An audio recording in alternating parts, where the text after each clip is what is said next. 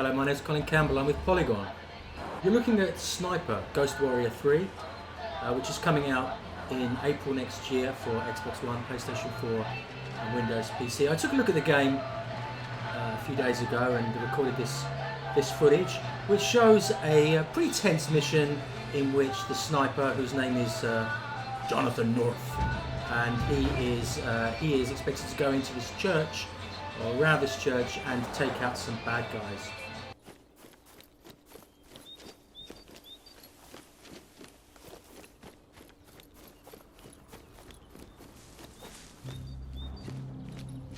This looks like the church Frank was talking about.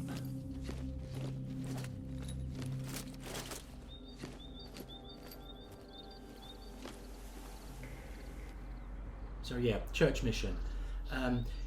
The clue about this game, I think, is in the name. You know, obviously, you're a sniper. You can tell that from this moment.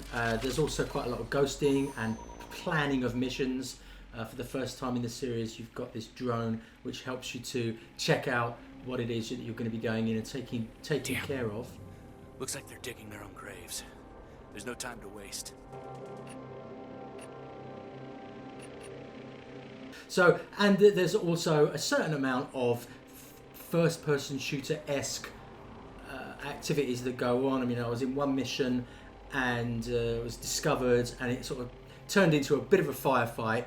You're a lot more vulnerable than you would be in like a Call of Duty type game, but it's still, to a certain extent, you've got that option. At all times during the game, you're carrying your sniper rifle. Over. And I see the target. Roger, take him down.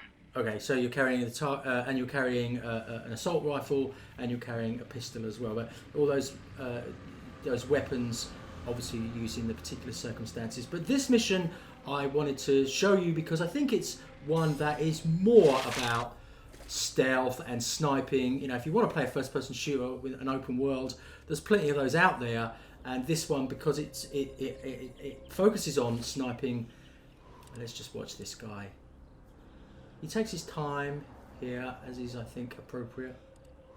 And you can see the sniper rifle, how you look at the distances that you've got to take account of. I feel like I should speak quietly, don't you?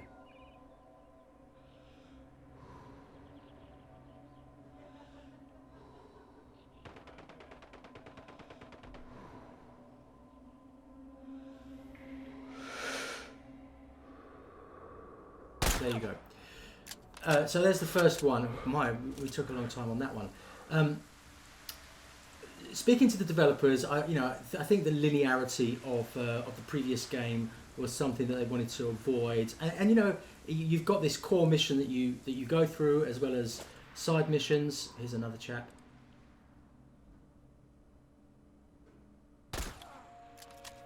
The game takes place in Georgia. Not the Georgia in America, the other one.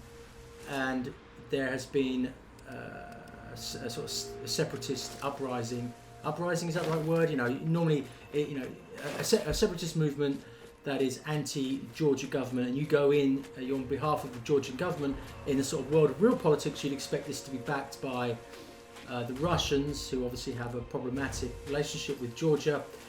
But I believe that the story kind of takes some strange twists and turns. And you can see here in your sort of stealth view the ledges that you can climb up in order to get a bead on your enemies. And I'm just going to sort of be quiet here for a bit and let you guys watch how the mission unfolds.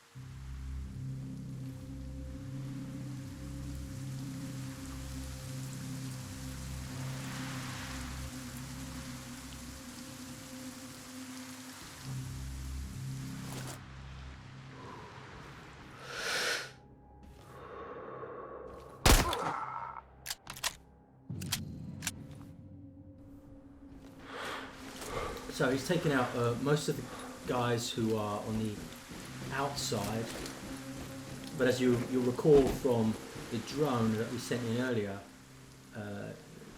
there are some more enemies inside. Well, the drone, they didn't notice it, which I found a little bit strange, but the developers tell me that they, the combatants will notice the drone. They kind of go into that usual stealth mode of somebody's out there, and then they sort of forget about it a little bit later. But once they know somebody's around, they'll stay in a mode of readiness. Here you'll see a takedown.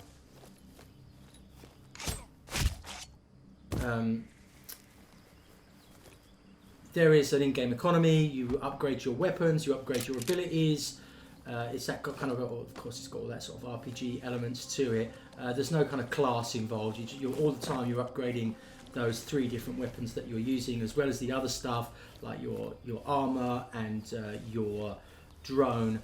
So as you complete missions, so you become more powerful.